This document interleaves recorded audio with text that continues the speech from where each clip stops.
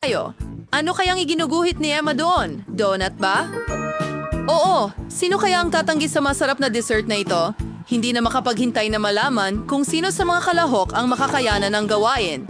Pero determinadong manalo silang lahat. Wow, nagsimula na sina Lola at ang chef magluto. Tingnan mo lang ang chef. Madali lang para sa kanya. Nasa kawali na ang mantika at oras na para iprito ang ating mga donut. Ano ang problema dito? Gagawin ko ito ng sobrang bilis. John, sigurado ka ba? Sa tingin ko hindi mo alam kung paano magluto ng donuts. Sa tingin ko nahuli ka ni Lola. Hawak ko na.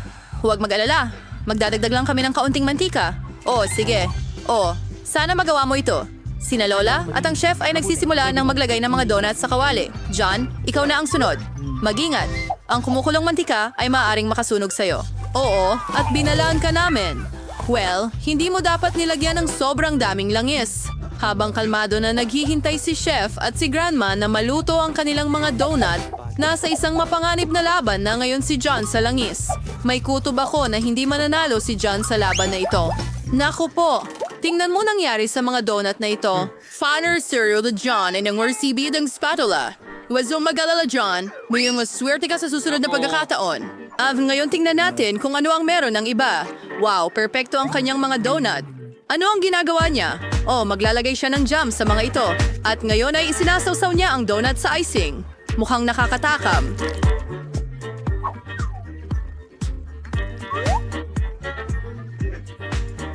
Ilagay na lamang ito sa isang plato at dekorasyonan ng sprinkles. Mahusay na trabaho. At ngayon tingnan natin kung ano ang meron kay Lola. Mukhang simple ang kanyang mga donut, pero malamang masarap din. Tingnan mo lang sila. Mukhang may naisip si John.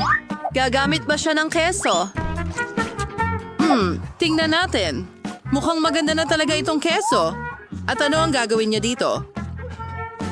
Siyempre, mga hulma ng donut. Napakahusay. Hey, pero para saan mo kailangan yan? Mukhang nagdesisyon si John na event ang stress niya sa pack ng Cheetos. Naintindihan ba ng kahit sino kung ano ang balak niya? Nakuha na. Ito ay pagbalot. Ngayon ay malinaw na ang lahat. Ang natitira na lang ay kunin ang magandang cheese donut na ito at igulong ito ng maigi sa mga mumo ng tinapay. Oo, sa tingin ko, palaging maaalala ni John ang kanyang laban sa kumukulong mantika. Mabuti na lang at may foil. Balutin lang ang donut natin sa isang piraso ng foil at iprito ito sa kawali. Hindi kailangan ng anumang mantika. Magandang ideya, John. Oo. Totoo na mas mabuti na huwag itong hawakan ng mga kamay mo. Parang ang sarap tingnan. Well, oras na para tikman. Simulan natin sa donuts ni Steph. Gustong-gusto ito ni Emma. Ngayon ay turn na ng Lola. Malamang niluto na ng Lola ang mga donut na ito para sa kanyang apong babae ng higit sa isang beses. Pero base sa mukha ni Emma, hindi siya gaanong impressed.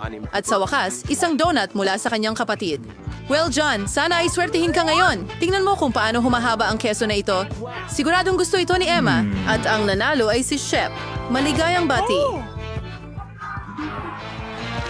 Ang pangalawang round ay nasa unahan. No kaya ang lulutuin ng ating mga kalahok sa pagkakataong ito? Wow, isang sandwich ito? Sino kaya ang mas may pagkakataong manalo ngayon? Chef? Lola? Or baka si John pa nga? John, ano ang ginagawa mo? Ang gawain ay gumawa ng sandwich. Hindi kainin ang pagkain. Iniisip ko na gustong gumawa ni John ng matamis na sandwich. Iniisip ko kung ano ang gagamitin niya para dito. Mari, magdagdag ng kaunting marshmallow, tsokolate, at 3 magkakaibang syrup. Wow, ang sandwich ni John ay talagang matamis na bomba. Ano ang gagawin ni Lola? I'm good to ang ham sandwich. Ang sarap. Ilagay ang tinapay sa kawali. Dapat itong iprito ng maayos. Ilagay ang ham, keso at bacon sa ibabaw. Ang bango nito. May isip lang natin kung gaano kasarap. Pero mukhang hindi masaya ang chef tungkol dito. Tingnan natin kung ano ang maiisip niya. Magsisimula tayo sa tinapay. Pagkatapos, kumuha tayo ng sariwang dahon ng litsugas at kamatis. Maingat natin itong ilalagay sa tinapay. Wow! Mga suso ang mga iyon. Lola, sa totoo lang, bahagi sila ng mataas na kusina at inihahain sa mamahaling mga restaurant, pagkain gourmet para sa tunay na mga gourmet. Ay prito ana, 3 circle is from Mason ng Bango. And hindi lang yun.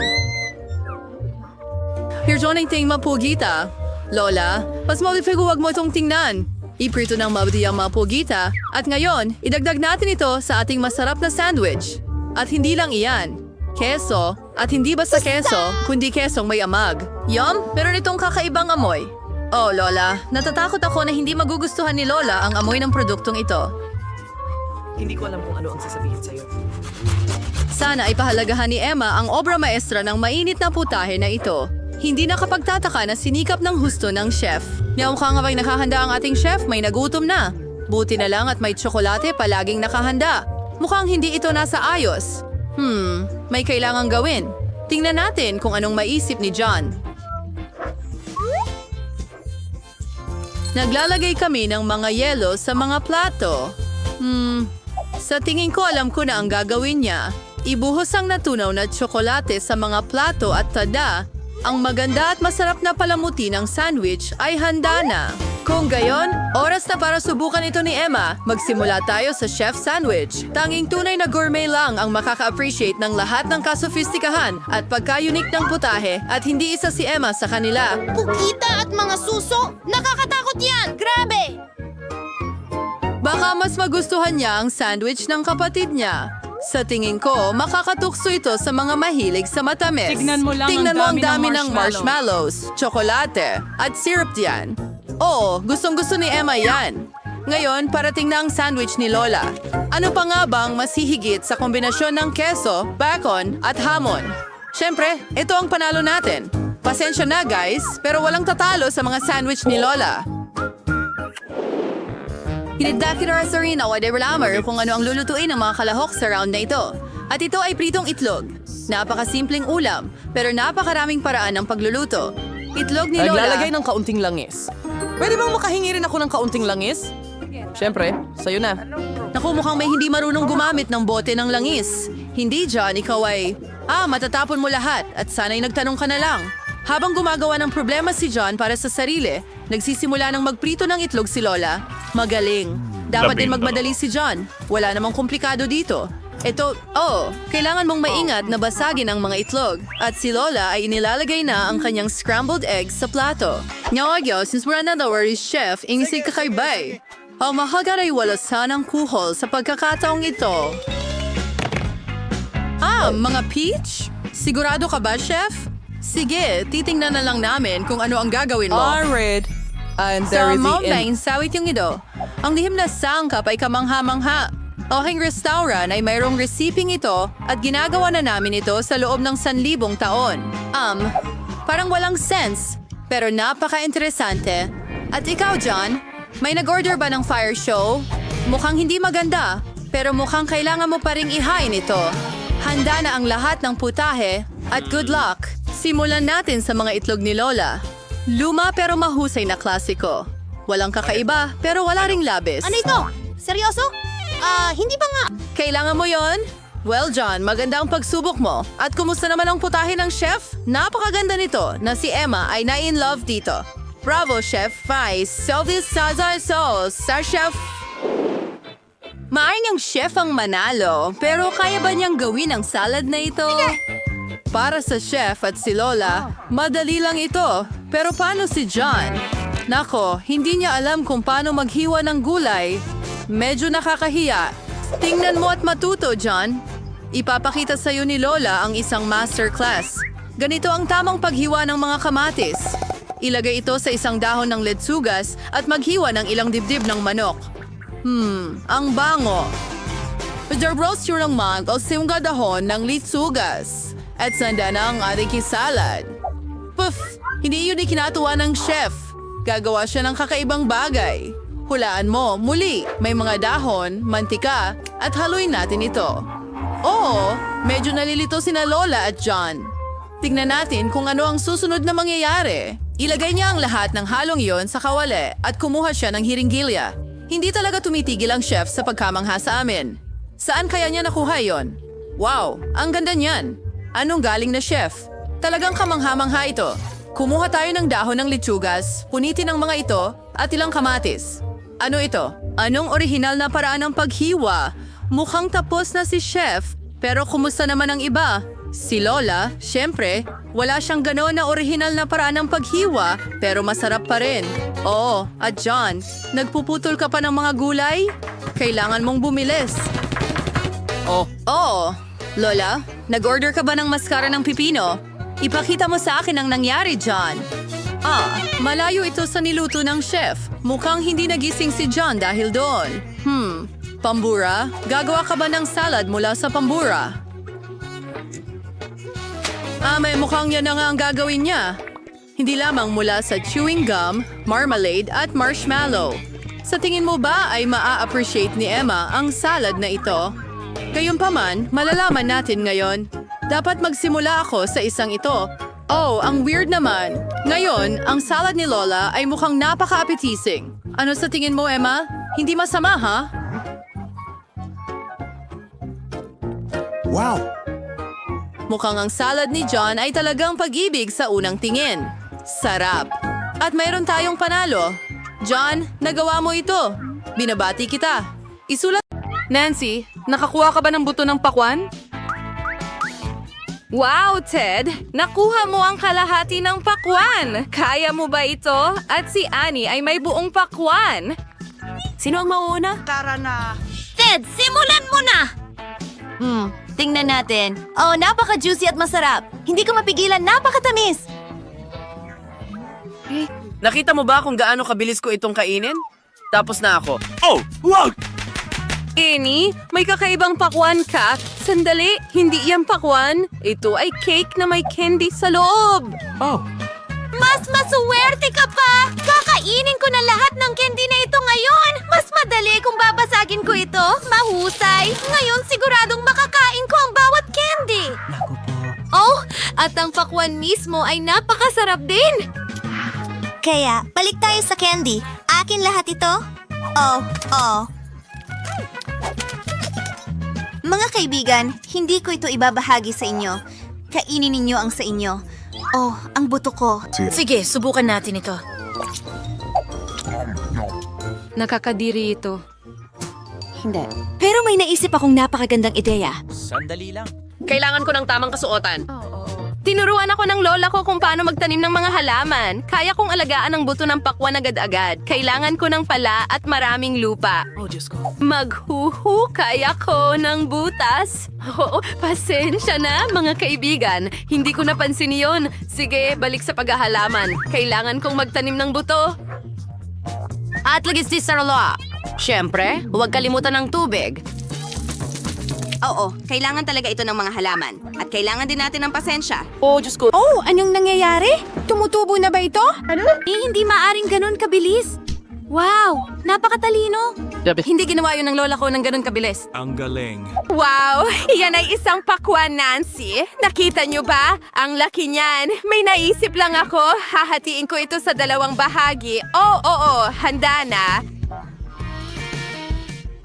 Nakumalas. Oh, maraming salamat. Oh, salamat. Ang mga aral sa karate ay hindi na sayang. Pero balik tayo sa pakwan. Oh, ang tamis at katas ng pakwan. Ang sarap. Oh, grabe. Oh, wow. Nancy, gutom na gutom ka ba? Literal na inatake niya ito. Oh, Nancy, kaunti na naman ang pagkain mo. Pero, maswerte si Ted. Wow, Annie, ang laki ng Twix mo. Halos hindi magkasya sa mga kamay mo. Mga kaibigan, sino ang uunahin natin? Tara na. Nancy, baka ikaw? Well, okay. Maliit nga ang Twix ko, pero sa tingin ko masarap ito. Patutunayan ko sa'yo. Oh, tigilan mo na ang pagtawa sa akin. Ako ang may pinakamasarap na Twix sa lahat. Oh, ang sarap! Ang sarap. Kakainin ko ito ng maliliit na piraso. Hindi nyo na kailangang maghintay sa akin. Kamangha-mangha! Oh, maghihintay kami sa'yo, Nancy. Huwag magmadali. Oh, Ted, ayos ka lang ba? Kumakain pa ba si Nancy? Tara na, Ted. Oh, mas mabilis kong matatapos ito kaysa kay Nancy. Ang Twix na ito ay mukhang mahiwagang at amoy masarap. Subukan natin ito. Ang sarap! Ang dami marami pang natitira. Ang saya ko at kaunti pa. Natapos ko na ang isang stick. Kumakain pa rin si Nancy. At ang pangalawa, kakainin ko na ito ngayon. Ha, ayan na.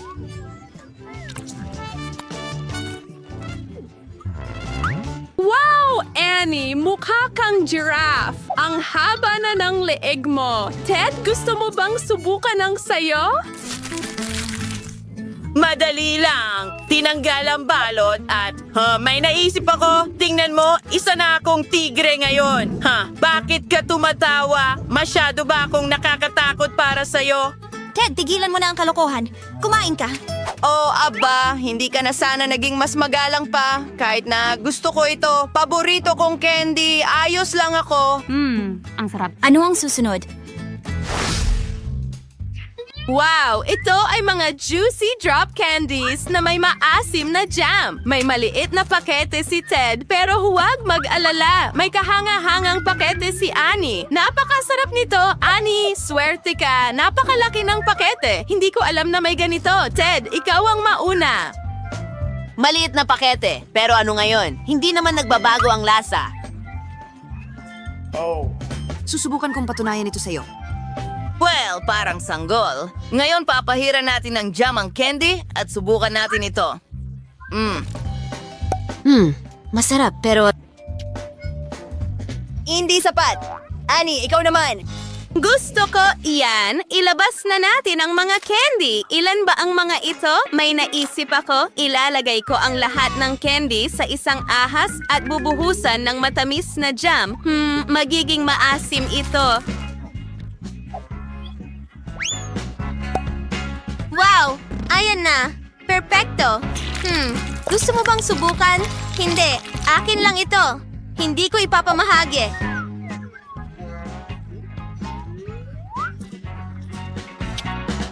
Ang sarap. Oh, gusto ko rin.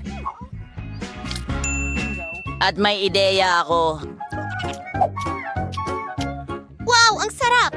Sandali, ano? Wala akong ginawa. Oh, tama. Ayan na, Ted. Ayos ka lang ba?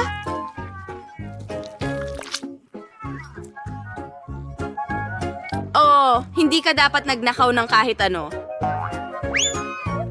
Wow, ang ganda nito. Ang laki ng candy na ito ay tamang-tama para sa akin.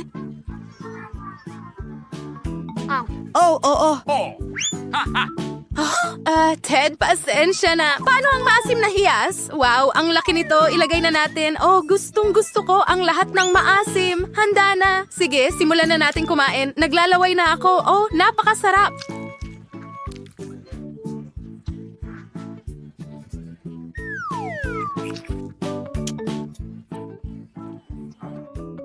Ang galing. Gusto ko ito! Oh, buhay pa ba kayo? Ang hirap bang kunin ito mula sa malaking pakete? Ito ang candy ko. Huwag mo nang isipin pa. Ang sarap. Oh, Diyos ko. Annie, bakit mo ako tinatakot ng ganyan? Oh, hindi. Oops! Annie, buhay ka pa ba? Kumusta ang matamis sa ulo mo? Mga kaibigan